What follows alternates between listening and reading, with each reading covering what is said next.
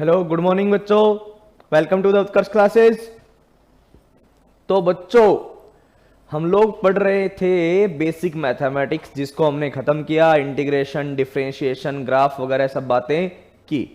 ठीक है ना। आज का जो अपना विषय रहेगा वो रहेगा यूनिट एंड मेजरमेंट, इकाई व मापन। आज हम इकाई व मापन स्टार्ट करेंगे ना। बेसिक मैथमेटिक्स अपना हो गया है, आज हम पढ़ेंगे इकाई व मापन के बारे में। ठीक है। गुड मॉर्निंग सबको भाई, गुड मॉर्निंग। हाँ, तो सब लोग तैयार। सबसे पहले शुरुआत करते हैं, जैसा कि आप लोगों ने बोला था सर 0 से शुरुआत करेंगे, तो शुरुआत इसी चीज से करते हैं बच्चों। फिजिक्स, भौतिक विज्ञान। क्या है भौतिक विज्ञान?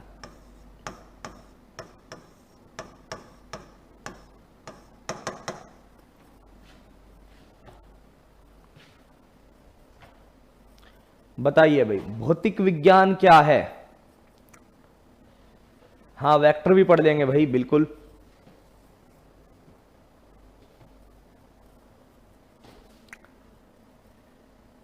कौन बताएगा कि भौतिक विज्ञान क्या है? क्या जानते हो आप भौतिक विज्ञान की परिभाषा? मतलब आपने 11th-12th में 2 साल भौतिक विज्ञान पढ़ा है, तो क्या है भौतिक विज्ञान?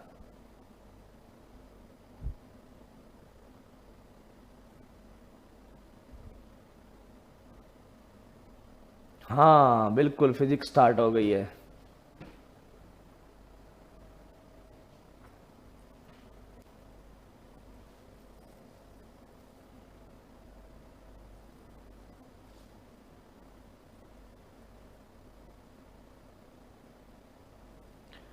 स्टडी ऑफ एनर्जी भौतिक विज्ञान है, बिल्कुल सही बात है। स्टडी ऑफ नेचर भौतिक विज्ञान है, नेचर के बारे में पढ़ना भौतिक विज्ञान है। स्टडी ऑफ अर्थ भौतिक विज्ञान है, बिल्कुल। भौतिकी का विज्ञान भौतिक विज्ञान है। लॉ ऑफ यूनिवर्स जो है वो भौतिक विज्ञान है। यूएसएस का अध्ययन, बिल्कुल। विज्ञान की वह शाखा जिसमें प्रकृति के संबंधित घटनाओं जैसे सूर्य का उदय होना, अच्छा, मूलभूत कणों का अध्ययन, भौतिकी की स्टडी की जाती है। चलिए भाई, मतलब आपको बातों का पता तो है। चलिए, तो बेसिकली भौतिक विज्ञान जो आप बता रहे हो ना, इन सारे रूल को जोड़ के एक नया बना देते हैं बस। मतलब आप सबको पता है। ऐसा कुछ नहीं है कि आपको पता नहीं है, ठीक है, बिल्कुल। तो क्या है बच्चों कि अगर हम बोलें कि भौतिक विज्ञान, देखिएगा, भौतिक विज्ञान विज्ञान की वह शाखा है, विज्ञान की वह शाखा है जिसमें प्रकृति के नियमों का प्रायोगिक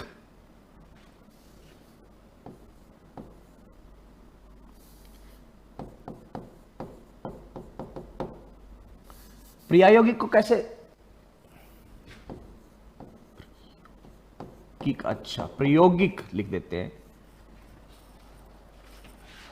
रूप से अध्ययन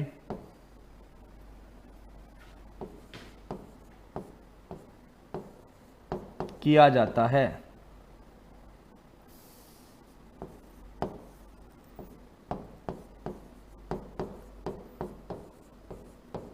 चलिए भाई बच्चों, आप लोगों ने जो परिभाषा बताई उसी का ही बात करते हैं कि भौतिक विज्ञान विज्ञान की वह शाखा है जिसमें प्रकृति के नियमों का प्रायोगिक रूप से अध्ययन किया जाता है, पढ़ा जाता है। भाई प्रायोगिक रूप से, एक चीज तो ये कि प्रैक्टिकल करके पढ़ना होता है, ठीक है ना। फिजिक्स में जितने भी नियम है उनको हम मैथमेटिकली प्रूफ जरूर करते हैं, लेकिन उनका मतलब नहीं है वो सारे के सारे नियम कहां से आए, प्रैक्टिकली आए। पहले प्रैक्टिकल हुआ, फिर वो मैथमेटिकल नियम दिए गए हैं, ये ध्यान रखना। तो भौतिक विज्ञान में प्रकृति के नियमों का क्या किया जाता है? प्रायोगिक रूप से अध्ययन किया जाता है। और हम क्या कर रहे हैं? हम जोड़ रहे हैं, एक पत्थर को फेंका, ये वेलोसिटी है, टाइम निकालो, ये करो, वो करो। अरे भाई सीधी सी बात है कि प्रयोग, और हम प्रयोग तो करते ही नहीं है, ठीक है ना। तो फिजिक्स में जितने भी नियम बने हुए हैं ना बच्चों, वो सब प्रायोगिक रूप से ही बने हुए हैं, प्रैक्टिकली ही बने गए हैं, ठीक है ना। तो भौतिक विज्ञान क्या है? विज्ञान की वह शाखा है जिसमें प्रकृति के नियमों का प्रायोगिक रूप से अध्ययन किया जाता है। तो मुझे यह बताइए बच्चों, प्रकृति के नियम क्या है? ये तो मान लिया सर कि प्रकृति के नियमों का अध्ययन किया जाता है, लेकिन क्या है प्रकृति के नियम? 2 नंबर बात ये शुरू होती है कि प्रकृति के नियम क्या है, बताइए क्या है? Laws of nature. अगर आपको कोई बोले कि प्रकृति के नियमों को पढ़ना है, मान लिया सर पढ़ना है प्रकृति के नियमों को, लेकिन क्या है प्रकृति के नियम? किसे बोलते हैं लॉज ऑफ नेचर?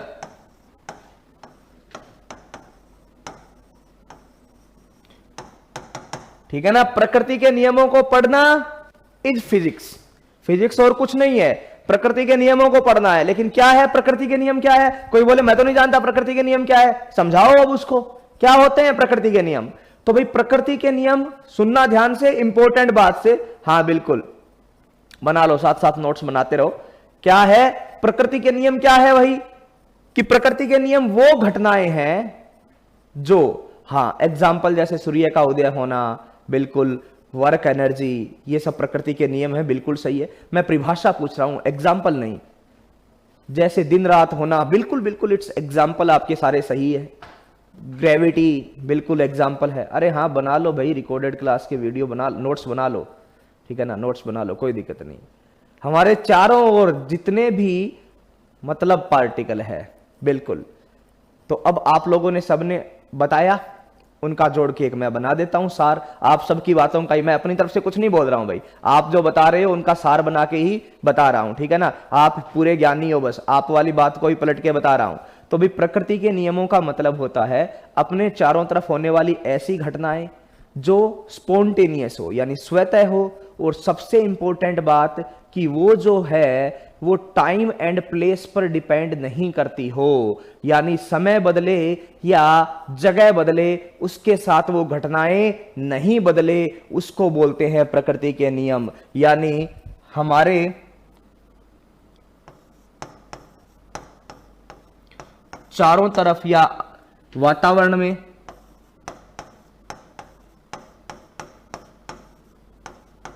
आसपास, ठीक है ना, घटित होने वाली ऐसी घटनाएं, घटित मात्राओं का थोड़ा देख लेना भाई।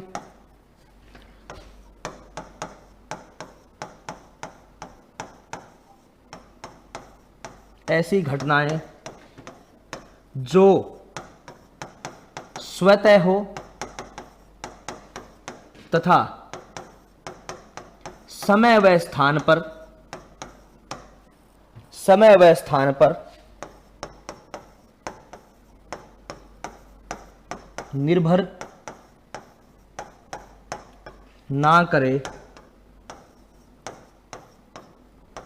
प्रकृति के नियम कहलाती है।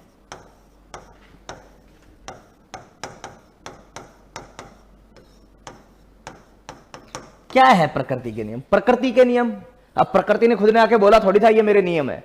प्रकृति के नियम क्या थे?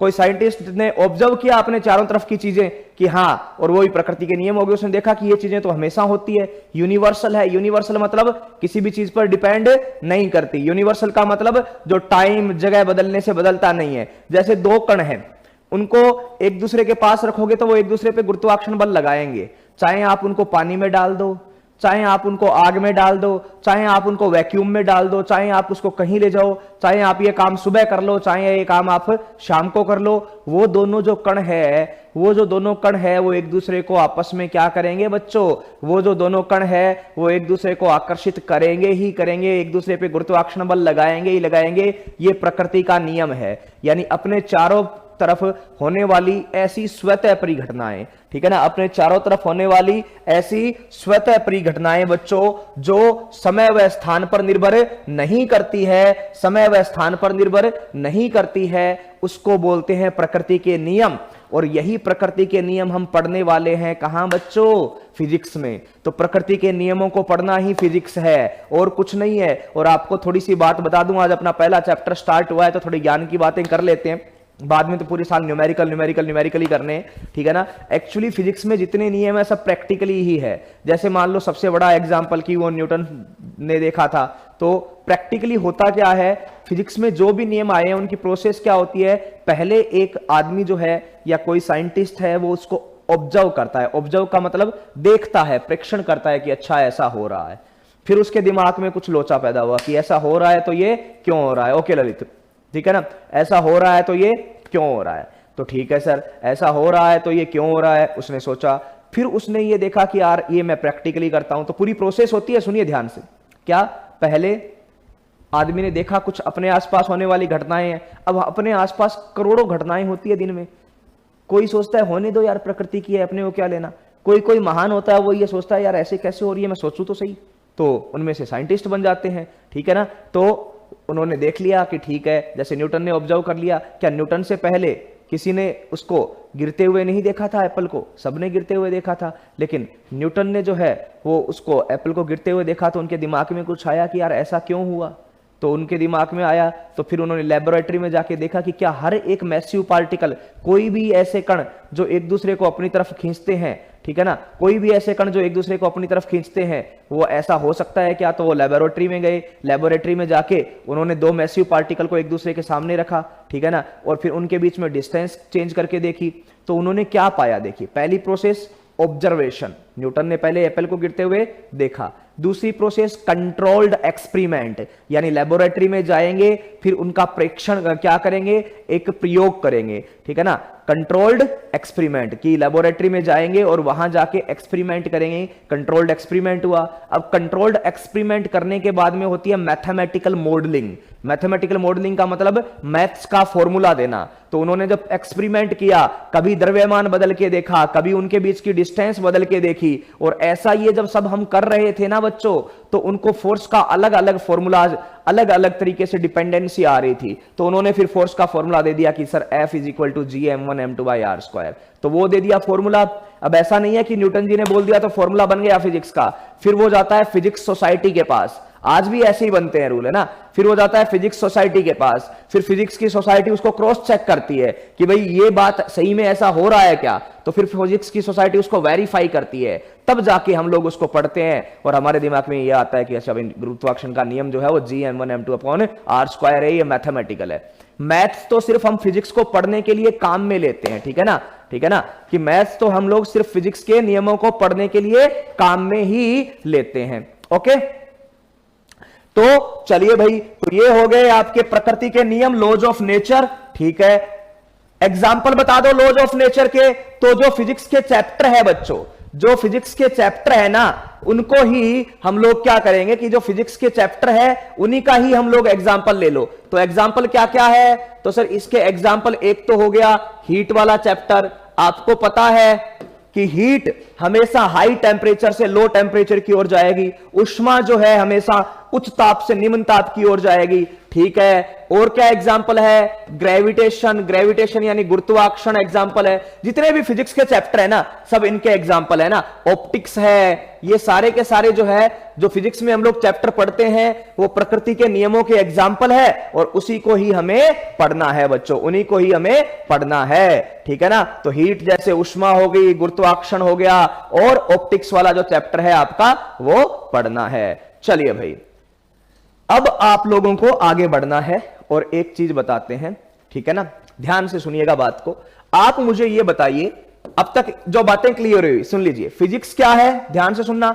फिजिक्स क्या है सर, प्रकृति के नियमों को पढ़ना। प्रकृति के नियम क्या है सर, अपने चारों तरफ जो घटनाएं होती है ना, जो समय और स्थान पर निर्भर नहीं करती, वो सारी की सारी क्या है, घटनाएं हैं। उनको प्रकृति का नियम कहते हैं, अपने आप होने वाली घटनाएं, ठीक है सर, उन घटनाओं का पढ़ना ही क्या हो गया सर, उन घटनाओं के बारे में पढ़ना ही फिजिक्स है। बात क्लियर है? जितने चैप्टर्स हैं सबके नाम लिख दो, वो आपके उदाहरण हो जाएंगे। ठीक है सर, अब आपसे सबसे बड़ा क्वेश्चन मैं ये पूछने वाला हूं, कोई मुझे ये बताओ कि भौतिक राशि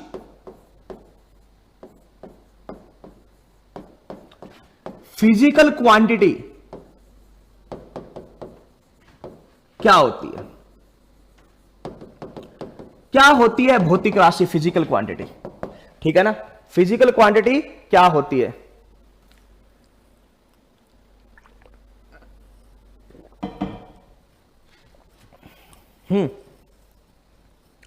क्या होती है फिजिकल क्वांटिटी? हां बताइए, क्या लगता है फिजिकल क्वांटिटी के बारे में सोच के? आज जो है ये बेस क्लियर करते हैं पूरा, है ना।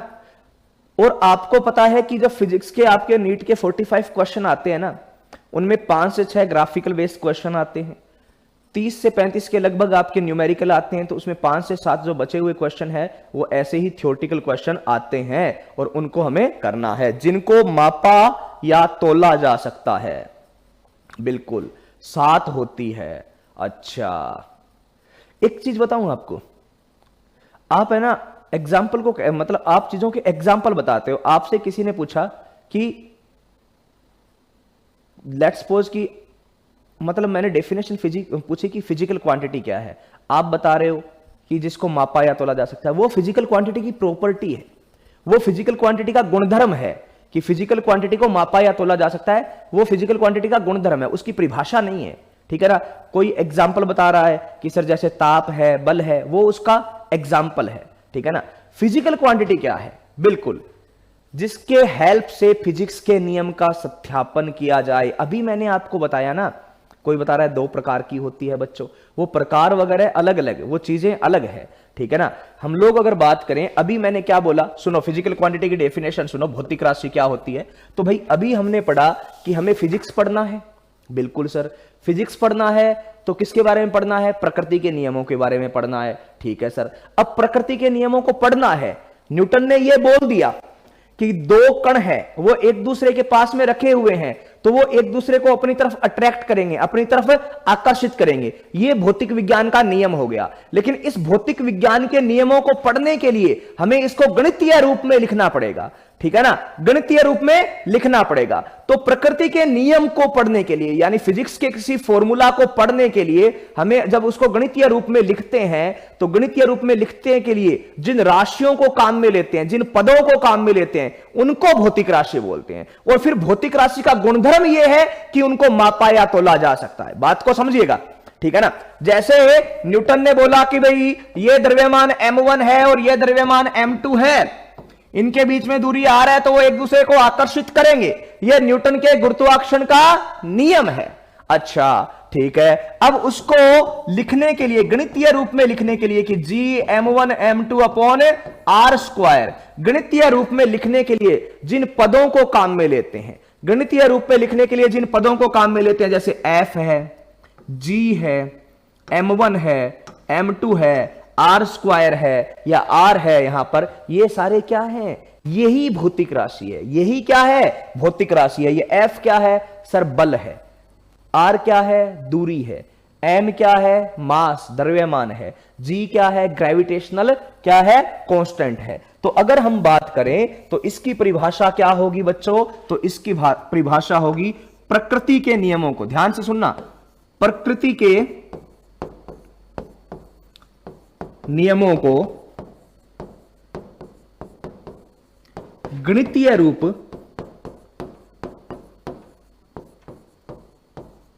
में लिखने के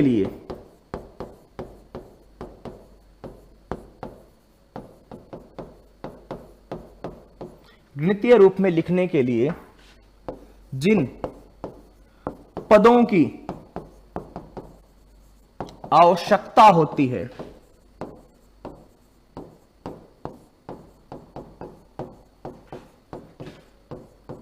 उन्हें भौतिक राशि कहते हैं।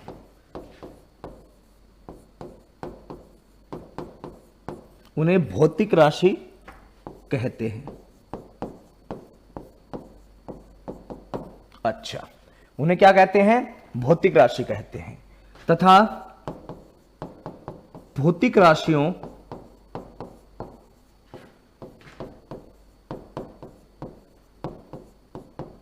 का मापन किया जाता है।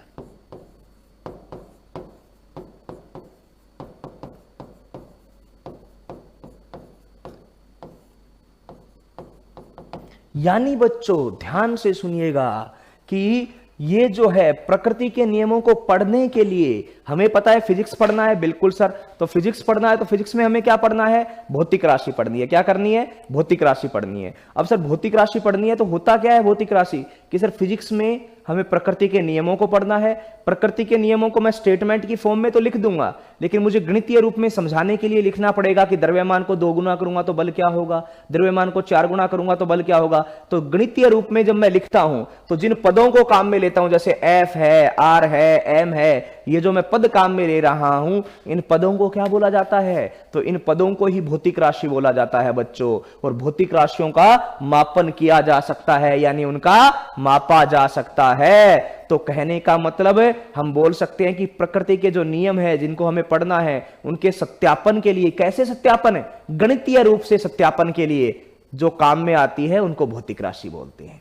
गणितीय रूप से सत्यापन के लिए जो राशि काम में आती है उनको भौतिक राशि बोलते हैं। ठीक है, चलिए भाई, है ना, चीजों को समझा करिएगा। अब मुझे बताओ यूनिट की डेफिनेशन। यूनिट इकाई क्या होती है? यूनिट इकाई क्या होती है? ठीक है, क्या होती है इकाई, बताइए। और आपको मैं जानकारी के लिए बता दूं, आप प्रीवियस ईयर के क्वेश्चन उठा के देखिए, हमेशा 3-4 जो क्वेश्चन है वो डायरेक्ट थ्योरेटिकल वाले आते हैं। ठीक है ना। और उससे भी बड़ी बात, थ्योरेटिकल वाले क्वेश्चन जो है वो साइड में रख दो, कोई दिक्कत नहीं है। अगर आप न्यूमेरिकल क्वेश्चन की बात करोगे कि न्यूमेरिकल का बेस जो है ना वो यहीं से स्टार्ट होता है बच्चों, तो ठीक है, आपको एकदम 0 से लेके एकदम आखिरी तक पूरे लेवल तक पढ़ाया जाएगा। लेकिन हमेशा बात को ध्यान में रखना, लेवल वो नहीं होता जो मैथमेटिकली यानी गणितीय रूप से यानी न्यूमेरिकली आप स्ट्रॉन्ग बनते हो। न्यूमेरिकल से पहले कॉन्सेप्चुअली आप स्ट्रॉन्ग बनो। जो चीजें आप पढ़ रहे हो उनके बारे में आपको पता होना चाहिए कि मैं ये पढ़ रहा हूं, मुझे ये पता है कि ये है। और यहां से क्वेश्चन भी फ्रेम होते हैं। मैं एकदम बेसिक चीज से आपको क्वेश्चन फ्रेम होते हुए बताऊंगा, प्रीवियस ईयर के क्वेश्चन करवाऊंगा, तो आपको पता चलेगा अच्छा ये बेसिक ईयर से है। ठीक है ना। चलिए, हां, भौतिक राशि को मापा जा सकता है। ओके, मात्राओं का सबसे छोटा भाग, way to express a physical quantity. चलिए भाई, तो यूनिट की डेफिनेशन आप सब लोगों को आती है। ठीक है ना, कि यूनिट क्या है बेसिकली। जैसे मान लो द्रव्यमान मापना है, ठीक है ना, तो द्रव्यमान मापना है, तो जैसे द्रव्यमान है अपने पास, उस द्रव्यमान का अगर मापन करना है, ओके, उस द्रव्यमान का मापन करना है, तो भाई सीधी सी बात है कि द्रव्यमान के मापन करने के लिए अगर अपने को कोई ये बोले कि ये द्रव्यमान मापना है, तो कोई मापेगा उसको केजी में, कोई मापेगा उसको ग्राम में, कोई माप रहा है लेट्स सपोज उसको टन में, कोई माप रहा है उसको क्विंटल में। ठीक है ना। तो भाई यूनिट का बेसिक मतलब हो गया कि यूनिट जो है वो मापन की एक मानक मात्रा है, मानक मात्रा है जिससे बाकी मापन को कंपेयर किया जा सकता है, तुलना की जा सकती है। ठीक है ना। तो भौतिक राशि के मापन की, यूनिट का मतलब हो गया इकाई किसी भौतिक राशि, सुनना, भौतिक राशि के मापन की मानक मात्रा है जिससे उस भौतिक राशि की मात्राओं की अन्य मात्रा की तुलना की जा सके। अब सुनना बात को, बड़ी इंटरेस्टिंग बात है। ठीक है ना। और फिर अपना यूनिट एंड मेजरमेंट स्टार्ट हो जाएगा। Unit are about physical quantity. अब सुनिए भाई बात को क्या है तुलना शब्द मैंने क्यों जोड़ा, आप समझोगे बात को।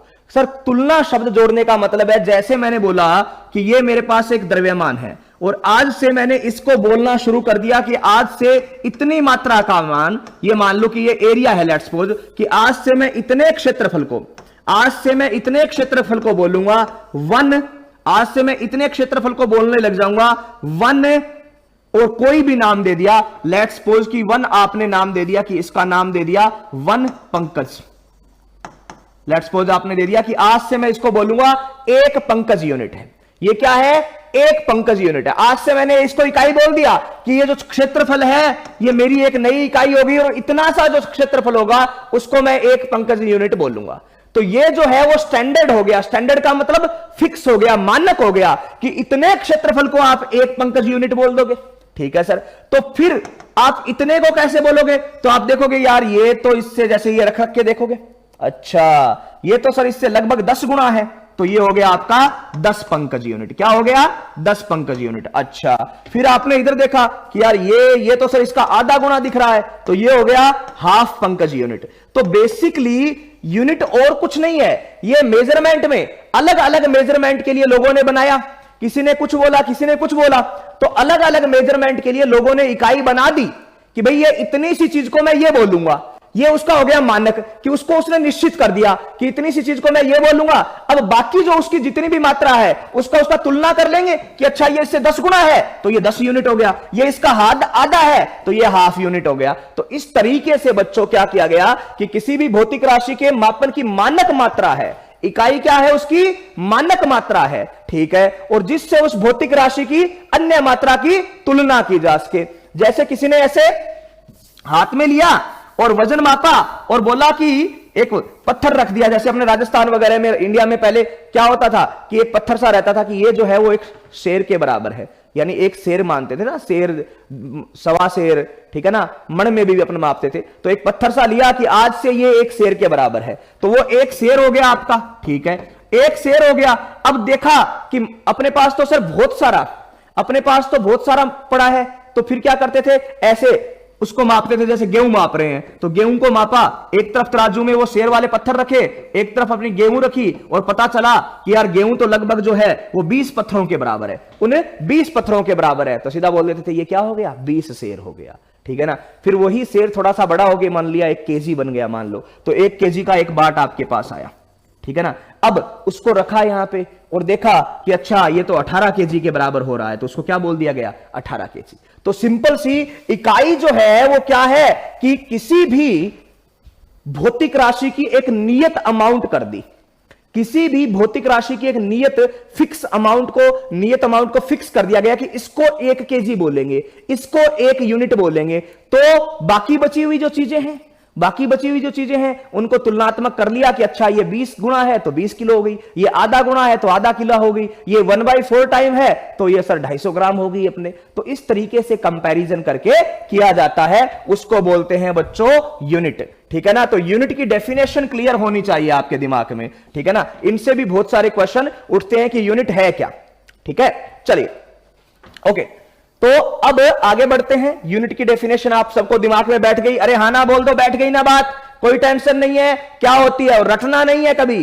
ठीक है ना, डेफिनेशन वगैरह चीजें, अरे यार आप फिजिक्स पढ़ने वाले हो, उसको रटना थोड़ी है, फिजिक्स को तो समझना है, उसकी सारी चीजें दिमाग में यहां होनी चाहिए। डेफिनेशन में शब्द आगे पीछे हो जाएं, लेकिन भावना जो है वो क्या होती है, ऐसे होती है। नहीं अरे मैंने ऐसे एग्जाम्पल लिया है, 18 किलो वाला हो तो मैंने ऐसे एग्जाम्पल लिया था। ठीक है, अब देखिए मापन पद्धति पे आते हैं। मापन पद्धति, मेजरमेंट सिस्टम। ठीक है ना,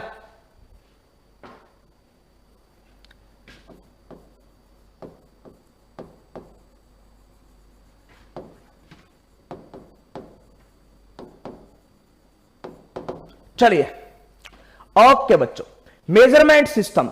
तो मेजरमेंट सिस्टम क्या है, तो सबसे पहले जैसे अभी अपन एग्जांपल ले रहे थे कि यार इंडिया में जो है वो तो लोग शेर में, मण में, इनमें मापते थे। ब्रिटिश यूनिट जो है वो होती थी पाउंड, वजन मापने के लिए पाउंड मापते थे, और ये जो फिट है, लेंथ को फिट में मापते थे। अपने वाले तो माप लेते थे, मतलब ऐसे कोई उसको योजन बोलता था, कोई कोस बोलता था, छोटी मोटी दूरियों को कुछ और बोल देते थे, ठीक है ना। और एरिया को जैसे अपन बीघा में माप लेते थे, वो हेक्टर में माप लेते थे। तो हर एक कंट्री की, या यूं बोले हर एक क्षेत्र का अपना अलग अलग मापन सिस्टम होता था। तो फिर लोगों ने इंटरनेशनली एक कमेटी बनाई और सोचा कि यार ये जो मापन सिस्टम है वो अलग अलग है, उसमें बड़ी दिक्कत आती है। हम पूरे विश्व का एक ही मापन सिस्टम बना दें, ठीक है ना, हम पूरे विश्व का एक ही मापन सिस्टम बना दें तो कैसे रहेगा। तो उसी के लिए बात की गई। तो आपको पता है आपके पास 3 मापन सिस्टम होते हैं, ठीक है ना। जो सबसे अच्छा जिसको अपन बोलते हैं वो क्या होता है, एसआई मेजरमेंट सिस्टम, यानी स्टैंडर्ड। नाम ही देख लो, स्टैंडर्ड है। स्टैंडर्ड का मतलब क्या होता है, फिक्स, नियत। Standard international system, standard international system, ये सबसे लास्ट में बना और ये सबसे काम का है। आज के टाइम पे हम इसे ही काम में ले रहे हैं, ठीक है। पूरे फिजिक्स में यही चलेगा अपना। 2 नंबर पे सीजीएस। सीजीएस का नाम से ही क्लियर है, centimetre gram second system, centimetre gram second system. 3 number जो है वो आपका क्या है, एफपीएस। एफपीएस का मतलब बच्चों फिट पाउंड ग्राम सिस्टम, ठीक है। तो ये तीनों के बारे में आप लोग जानते हो, बिल्कुल बिल्कुल। स्टैंडर्ड इंटरनेशनल सिस्टम है, सीजीएस है और एफपीएस है, ठीक है ना बच्चों। तो भाई ये सीजीएस, एफपीएस और एसआई, ये 3 तो हम लोग पढ़ेंगे, ओके। एक एक्स्ट्रा हम पढ़ेंगे, अपनी मर्जी से बनाएंगे, अपनी मर्जी से, क्योंकि मैंने बताया ना यूनिट क्या है, आप कुछ भी बना लो। मैंने बोल दिया आज के बाद में इसको ये मानेंगे तो मानेंगे, बस लोग इकट्ठा होकर बोल गए, गांव के 100 लोगों ने बोला आज के बाद में ये जो इतना सा वजन है ना भैया, इसका नाम रख देते हैं एक रमेश, तो वो एक रमेश हो गया बस। तो वैसे ही एक अपना ऐसे क्वेश्चन भी आते हैं, ठीक है ना, कि भाई अपनी मर्जी से एक मेजरमेंट सिस्टम मान लिया जिसमें लेंथ 2 मीटर के बराबर है, यानी लेंथ की एक यूनिट 2 मीटर के बराबर है, ठीक है ना। तो ऐसा भी हम लोग करेंगे। तो सबसे पहले स्टार्ट करते हैं बच्चों एसआई, फिर इन एसआई को आपस में बदलना वगैरह वगैरह, ये सारी बातें करेंगे, ठीक है। तो चलिए भाई बच्चों शुरुआत करते हैं अपने एसआई सिस्टम की, एसआई सिस्टम की। तो एसआई सिस्टम नाम से ही क्लियर है बच्चों, एसआई सिस्टम नाम से ही क्लियर है, क्या है सर, ये इंटरनेशनली अप्रूव्ड है, ठीक है ना, ओके, इंटरनेशनली अप्रूव्ड है। फिट पाउंड वाला क्या कर दिया मैंने, कुछ गड़बड़ कर दिया क्या? अच्छा फिट पाउंड, अच्छा ग्राम लिख दिया क्या गलती से, okay okay, foot pound second system, अच्छा गलती कर दी थोड़ी सी, FPS, F foot pound second system, foot pound second system, ठीक है ना, ओके। चलिए भाई बिल्कुल, थोड़ा सा एफपीएस का नाम थोड़ा सा यहां पे ग्राम गलती से लिखा गया था ना, चलिए। हां तो अब एसआई पढ़ते हैं, ओके। एसआई मेजरमेंट सिस्टम में हमने क्या किया कि सर देखो यार, मतलब ये कैसे क्वेश्चन है सर, आज के बाद में टाइम यही रहेगा क्या, टाइम 8 to 1:30 है। अब उसमें फिजिक्स केमिस्ट्री कई बार आगे पीछे हो जाती है, मैं बायोलॉजी के साथ आगे पीछे हो जाती है, तो वो आपको नोटिफिकेशन में मिल जाता है, ठीक है ना।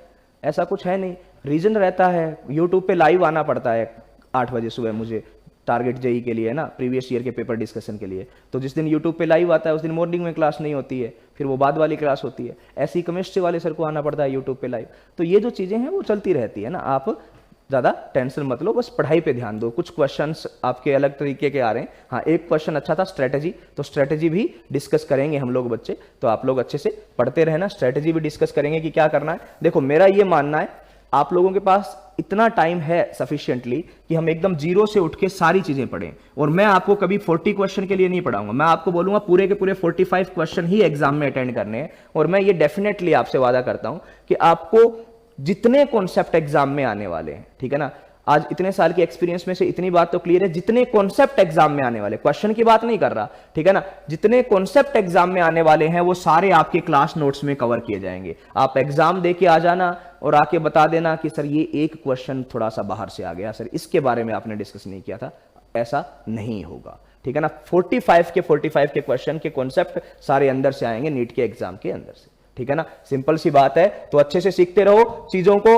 और जो चीजें पढ़ी है, तो थोड़ा सा मेरा पढ़ाने का तरीका अलग है। मैं ना चीजों को theoretically as well as numerically, numerical भी मैं बहुत अच्छे लेवल के करवाता हूं, थोड़े से बड़े हो जाते हैं न्यूमेरिकल कई बार, और थ्योरेटिकली भी मैं एकदम डेप्थ में जाके चलता हूं, तो थोड़ा सा चीजें पढ़ने में टाइम लगेगा, लेकिन धीरे धीरे पढ़ते रहो तो आपको पता चलने लग जाएगा कि रियल फिजिक्स ये है। लोगों ने क्या कर रखा है कि फिजिक्स को सिर्फ मैथ्स बना रखा है, ठीक है ना। तो भैया अपने को मैथ्स नहीं पढ़ना, अपने को फिजिक्स पढ़ना है, ठीक है ना। और न्यूमेरिकल तब होंगे, कई बार न्यूमेरिकल की ट्रिक बता दी जाती है कि इसमें ये ट्रिक लगा दो, इसमें ये फॉर्मूला लगा दो। अगर आपको उसका बेस का पता होगा ना कि ये फॉर्मूला कहां से बना है, तो कल को फॉर्मूला भूल भी जाओ, कल को फॉर्मूला भूल भी जाओ ना, तो आप वहां से देख सकते हो, थोड़ा कॉमन सेंस लगा सकते हो, ऑप्शन से देख के पता कर सकते हो। तो ये सारी चीजें बहुत इंपॉर्टेंट है। यूनिट एंड डायमेंशन चैप्टर क्यों पढ़ाया जाता है? एक क्वेश्चन आता है यूनिट एंड डायमेंशन से, तो फिर क्यों छोड़ दो? नहीं, एक क्वेश्चन तो यूनिट एंड डायमेंशन से आता है, बाकी 4 क्वेश्चन यूनिट एंड डायमेंशन से डायरेक्ट हो जाते हैं। कई बार जो होते हैं चारों ऑप्शंस की यूनिट अलग अलग होती है, तो अगर आपने डायमेंशंस पढ़ लिया, यूनिट एंड डायमेंशन पढ़ लिया, तो आप ऑप्शन को कट कर सकते हो कि अरे यार यहां पर तो ये डायमेंशन है ही नहीं। इसलिए ध्यान से, और कमेंट को छोड़ो, है ना, कमेंट बॉक्स को छोड़ो। रियल में कोई बहुत अच्छा क्वेश्चन आए तो आप दिमाग में करो, वरना यहां पे ध्यान दो। तो एसआई सिस्टम, एसआई को कुछ लोग एमकेएस भी बोल देते हैं ना, बोलते हैं ना, एसआई को एमकेएस भी बोलते हैं। तो एसआई मेजरमेंट सिस्टम में क्या हुआ कि सर एसआई मेजरमेंट सिस्टम में पूरे कमेटी बैठी, और कमेटी ने बैठ के ये डिसाइड किया कि आज के बाद में यार ये छोटे मोटे सिस्टम है, इनको खत्म करते हैं, इंपोर्ट एक्सपोर्ट में बड़ी दिक्कत आती है, आयात निर्यात में। तो सारों ने बैठ के एक डिसीजन लिया कि हम लोग क्या करते हैं, सुनना ध्यान से, वो एक डिसीजन है, ठीक है ना, कि हम लोग क्या करते हैं कि सारी फिजिकल क्वांटिटी को 3 पार्ट में तोड़ देते हैं। पहली हो जाएगी फंडामेंटल। तो फंडामेंटल फिजिकल क्वांटिटी कोई नेचर ने नहीं बनाई है, लोगों ने बैठ के बनाई है। वो चेंज हो सकती है, ध्यान से, वो चेंज हो सकती है, नियत नहीं है, वो चेंज हो सकती है। तो उन्होंने बोला कि 3 टाइप की फिजिकल क्वांटिटी बना लेते हैं सर, कि एक फंडामेंटल हो गई, दूसरी जो फंडामेंटल से डेराइव हो सके, यानी जो फंडामेंटल पे निर्भर करे। चलो 2 टाइप हो गए, मोटा मोटी 2 हो गए। और तीसरा क्या है कि ना तो वो फंडामेंटल है और ना वो फंडामेंटल पे निर्भर करती है, उस पे तो 2 ही है, जो आपका ये कोण वगैरह पढ़ते हैं हम लोग ये। तो भाई इन लोगों ने बैठकर क्या किया गया कि अच्छे से यहां पर 3 टाइप की फिजिकल क्वांटिटी बनाई। कौन कौन सी बच्चों? तो एसआई मेजरमेंट सिस्टम में फिजिकल क्वांटिटी के जो टाइप्स बने, टाइप्स ऑफ फिजिकल क्वांटिटी, यानी प्रकार फिजिकल क्वांटिटी, तो उन्होंने 3 टाइप में बोले। पहला क्या हो गया बच्चों? फंडामेंटल। फंडामेंटल का मतलब ही क्लियर है, फंडामेंटल का मतलब ही क्लियर है, मूलभूत। मैं फिर से बोल दूं बच्चों कि जो मूलभूत का मतलब जो है ना, वो सिर्फ लोगों ने बैठ के बनाई है ये साथ, नेचर ने नहीं बोला है ये साथ होना। तो ठीक है ना, अगर कल को लोगों के दिमाग में आ गया कि नहीं यार साथ नहीं, अपन इसको नो करते हैं, तो नो भी हो सकती है, ठीक है ना। और इसके ऊपर मैं एक बात भी बताऊंगा कि पहले फंडामेंटल क्वांटिटी कुछ और होती थी, बाद में कुछ और भी हुई है ना। फंडामेंटल मूलभूत। 2 नंबर पे क्या आई आपकी? डेराइव्ड। डेराइव्ड को क्या बोलते हैं भाई? व्युत्पन्न, है ना।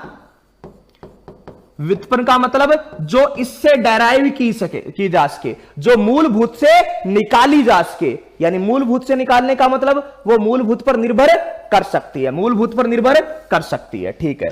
3 नंबर बात आपकी होगी सप्लीमेंट्री। सप्लीमेंट्री मतलब बच्चों पूरक। क्या है? पूरक। तो भाई सबसे पहले मूलभूत के गुण पढ़ लो।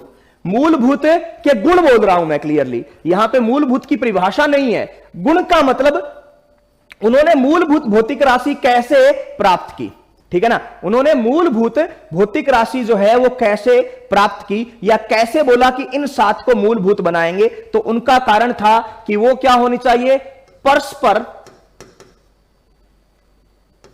निर्भर नहीं होनी चाहिए, यानी वो इंडिपेंडेंट होनी चाहिए, आत्मनिर्भर होनी चाहिए। क्या होनी चाहिए? आत्मनिर्भर होनी चाहिए। पहली तो आत्मनिर्भर होनी चाहिए, किसी और पर, किसी और भौतिक राशि पर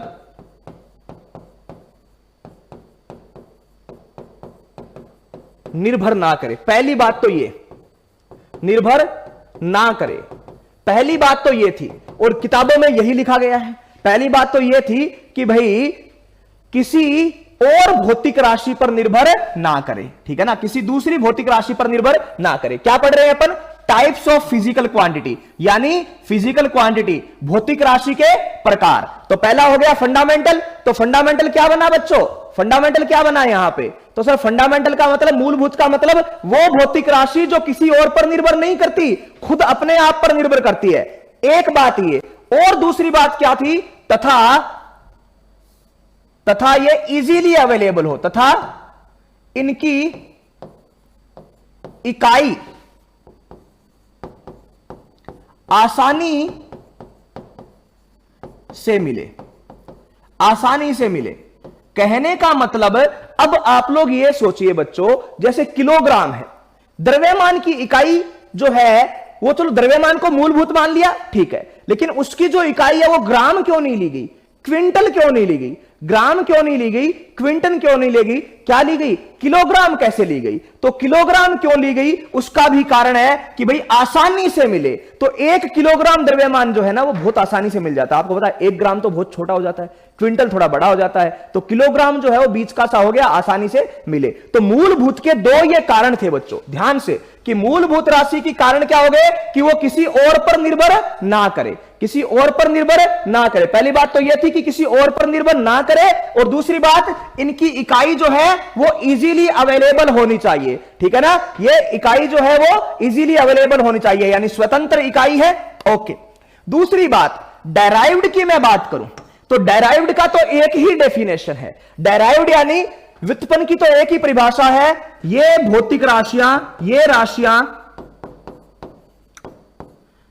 मूलभूत राशियों पर निर्भर करती है, मूलभूत राशियों पर निर्भर करती है।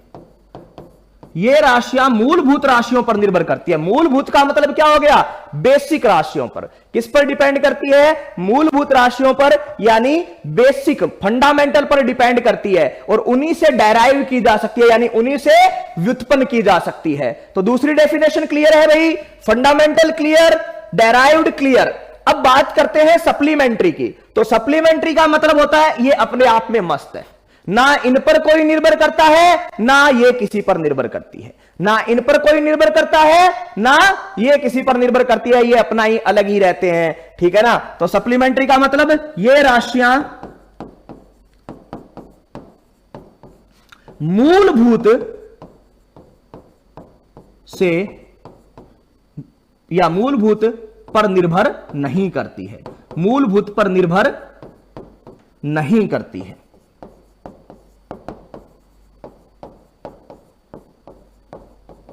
ये राशियां मूलभूत पर निर्भर नहीं करती है बच्चों, ठीक है ना। तो ये बात क्लियर है। फंडामेंटल का मतलब क्या हो गया कि सर फंडामेंटल का मतलब हो गया वो भौतिक राशि जो आत्मनिर्भर हो, आत्मनिर्भर हो यानी स्वतंत्र हो, और उनकी एक इकाई आसानी से मिल जाए। अच्छा, डेराइव्ड क्या है सर? डेराइव्ड वो भौतिक राशि जो राशियां मूलभूत पर तो निर्भर करे, क्या करे, मूलभूत पर तो निर्भर करे और उन्हीं से व्युत्पन्न हो सके। अच्छा, सप्लीमेंट्री क्या है कि ये राशियां मूलभूत राशियों पर निर्भर नहीं करती है, यानी ये अपनी आत्मनिर्भर होती है, लेकिन इन पर भी कोई डिपेंड नहीं करता है, ये ध्यान रख लेना। चलिए अब भाई बात बताओ कि जो फंडामेंटल है उसमें 7 राशि कौन कौन सी है? फंडामेंटल, फिजिकल क्वांटिटी,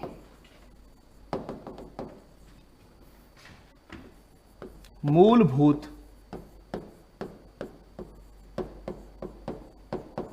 भौतिक राशि। बताइए कि कौन कौन सी राशियां मूलभूत भौतिक राशि है, कौन कौन सी राशियां मूलभूत भौतिक राशि है? सातों जल्दी जल्दी कमेंट में कर दो कि 7 भौतिक राशि जो है वो मूलभूत है, कौन कौन सी है बता दो बच्चों।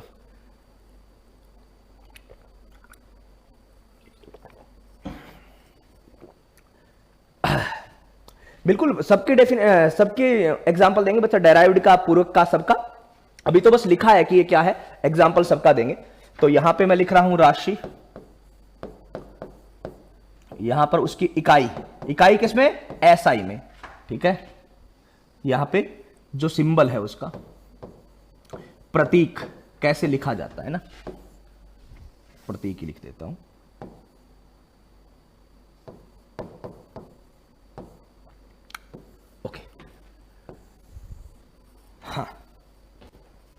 ध्यान से, हाँ भाई लिख दिया है बच्चों ने, बहुत अच्छी बात है। पहला तो सर मास, लेंथ यानी द्रव्यमान,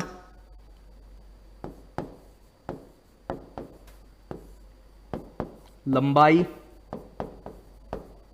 समय, द्रव्यमान, लंबाई, समय।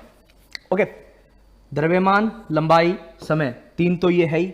फिर तापमान,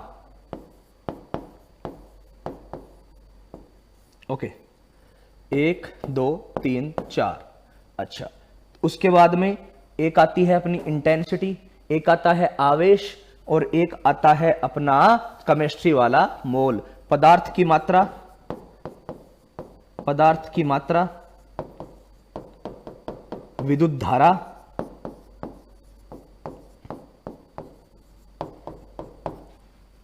आप सब लोगों ने ये पढ़ा है ना, एक क्वेश्चन का आंसर भी देना मेरे यहां पे, विद्युत धारा और ल्यूमिनियस इंटेंसिटी यानी ज्योति तीव्रता।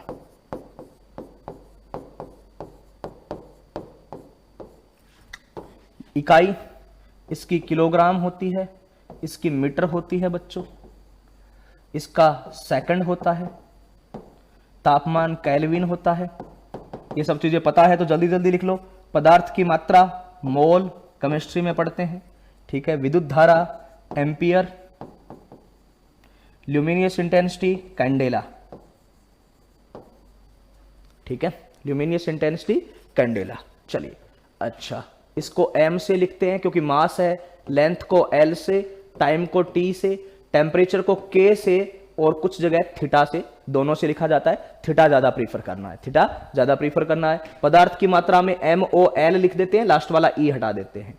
करंट को A से लिख देते हैं, कैंडेला को CD से लिख देते हैं।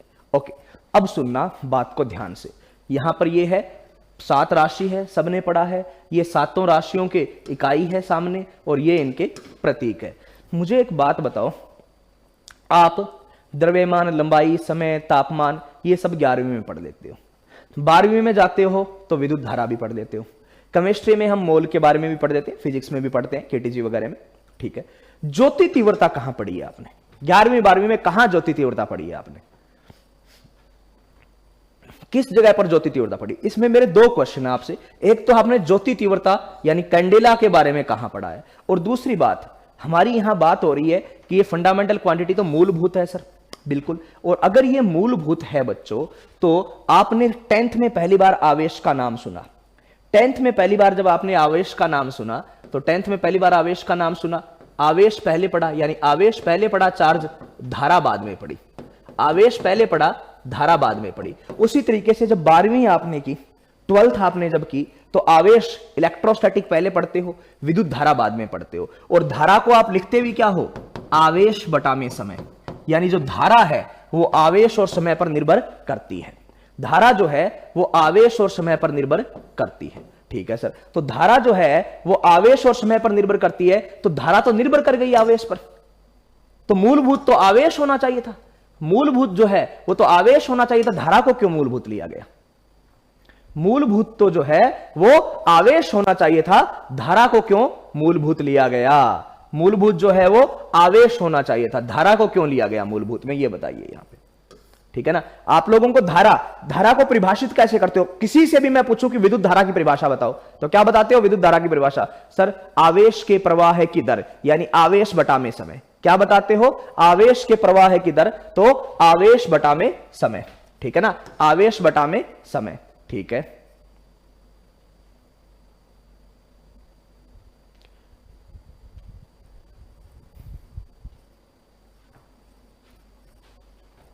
अरे ये कौन ज्ञान लगा रहा है कि सर मीटर को एम से लिखते हैं? अरे मीटर को लिखते हैं, वो इनका सिंबल है एम, ऐसे इसको भी केजी से लिखते हैं, वो तो इसका सिंबल है एम, इसका एस, ठीक है ना। जो भौतिक राशि का जो सिंबल है वो एल ही लिखते हैं, एम एल टी नहीं लिखा क्या, ठीक है ना, क्योंकि आवेश टाइम पर डिपेंड करता है। और ये किसने बताया भाई आवेश टाइम पर डिपेंड करता है?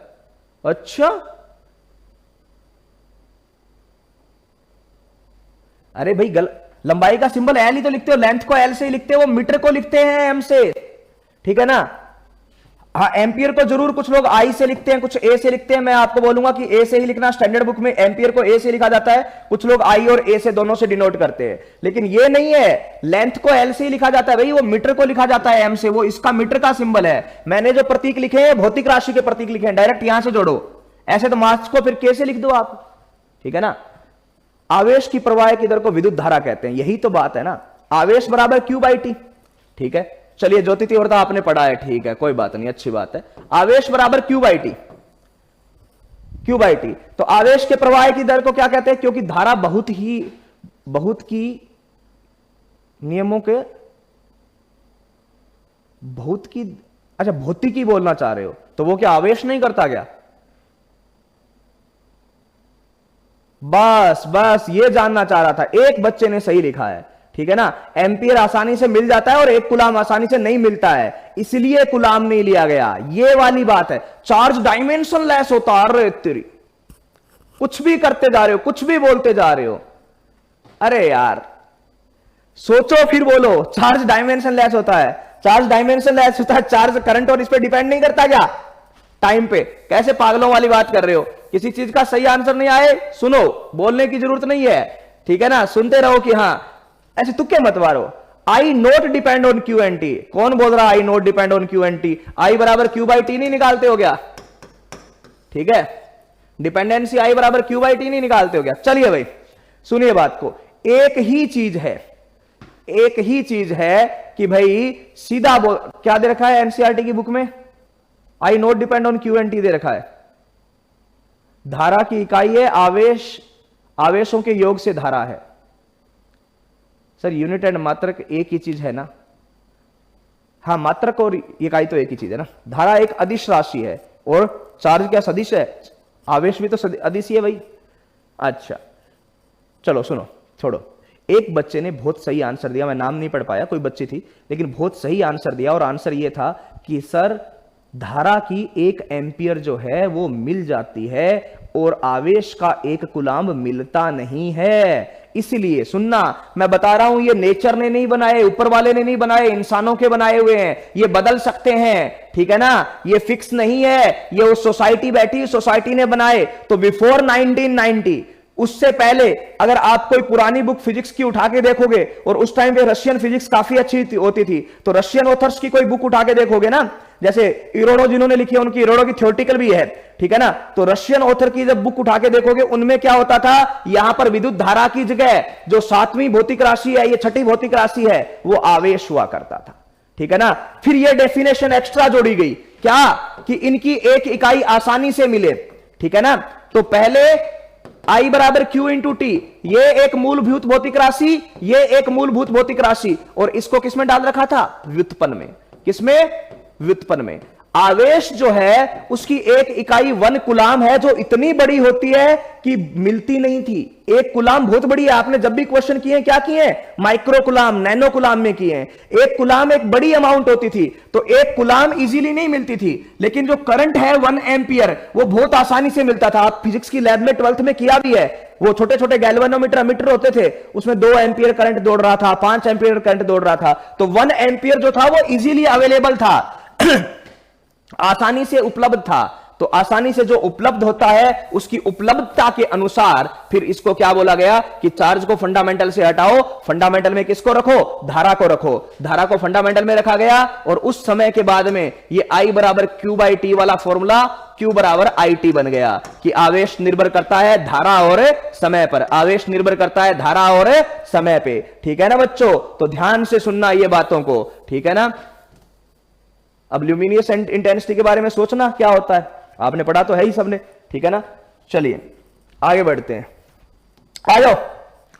हो गया। तो भाई ये बात है, 7 फंडामेंटल क्वांटिटी क्लियर रखना, और इसका कारण क्या है ये ध्यान से रखना।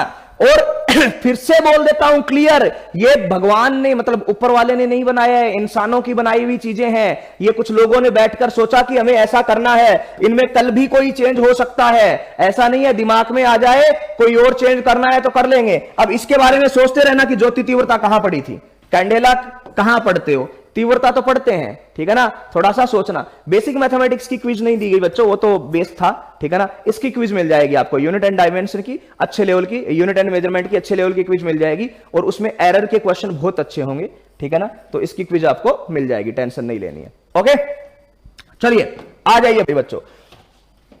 आज सर थ्योरेटिकली ज्यादा हो गया ना, आज थ्योरेटिकल इसलिए ज्यादा हो गया कि यार मैं चाहता था कि थोड़ा फिजिक्स का बेस पता चले, ये है। उसके बाद में तो अपने को थ्योरेटिकल बहुत कम पढ़ना है, न्यूमेरिकली करने, 1D चालू कर देंगे तो 1D में क्या है, थ्योरी है ही नहीं। एक फॉर्मूला बताओ क्वेश्चन करवाओ, एक फॉर्मूला बताओ क्वेश्चन करवाओ, थोड़ा ध्यान से सुनते रहना भाई, अच्छी चीजें हैं, ठीक है।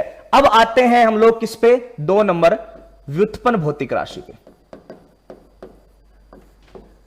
व्युत्पन्न भौतिक राशि,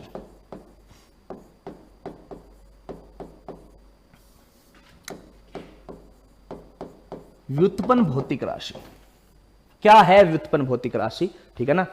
ओके, ऐसा है क्या, आज आएंगे क्या, ऐसा कुछ है तो नहीं यार आज तो,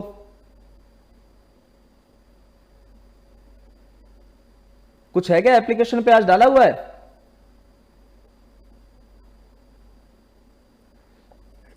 नहीं है, कोई इंफॉर्मेशन नहीं है आज तो, आज परिचर्चा का कोई इंफॉर्मेशन नहीं है। हाँ, ई बुक, बेसिक मैथमेटिक्स की ई बुक तो डाल दी है, ठीक है ना, और इसकी ई बुक भी जल्दी डलवा देंगे, कोई दिक्कत नहीं है। ओके, नहीं आज लाइव आने का कुछ है नहीं, मेरे पास तो इंफॉर्मेशन नहीं है, ठीक है।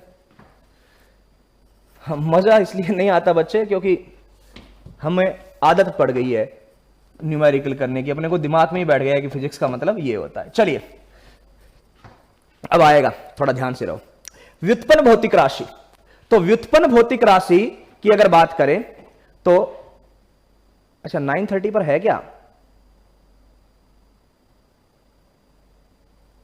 अच्छा चलो फिर देख लेते हैं, इंफॉर्मेशन आ जाएगी, पता नहीं इंफॉर्मेशन आ जाएगी, 9:30 पे है सर का, तो अभी तो कुछ है नहीं इंफॉर्मेशन, ठीक है ना। हाँ परिचर्चा है, तो पता नहीं, मेरे को कोई इंफॉर्मेशन आई नहीं। ऐसा है क्या जय, कुछ पता करो, अगर है तो बच्चों को कमेंट में बता दो कि आज है, शायद नहीं है। ओके, जय पता करो कि 9:30 सर का है क्या। चलिए कोई बात नहीं, है तो आपको बता दिया जाएगा, कमेंट में आपको मिल जाएगा और क्लास ओवर हो जाएगी उस टाइम पे। हाँ नहीं, आने वाले संडे को टेस्ट नहीं है भाई, टेस्ट जो है वो बाद में होगा, अभी तो कुछ पढ़ा ही नहीं है, बेसिक कुछ चीजें पढ़ लेते हैं। आ जाओ ध्यान दे लो, व्युत्पन्न भौतिक राशि, परिभाषा आपने पढ़ ली क्या, कि सर वो भौतिक राशियां जो किस पर निर्भर करे, मूलभूत पर निर्भर करे। परिभाषा पढ़ ली, अब उदाहरण पढ़ते हैं। जैसे आपको कोई बोले क्षेत्रफल, जैसे आपको कोई बोले क्षेत्रफल, तो क्षेत्रफल क्या होता है सर, लंबाई गुणा में चौड़ाई, तो लंबाई गुणा में चौड़ाई, तो चौड़ाई भी तो लंबाई ही है ना बच्चों, चौड़ाई भी क्या है, लंबाई ही है, तो लंबाई गुणा में लंबाई, यानी आपका क्षेत्रफल को मैं ए से लिख दूं तो यह निर्भर कर गया लंबाई गुणा में लंबाई पर। किस पर निर्भर कर गया बच्चों, लंबाई गुणा में लंबाई पर, ठीक है।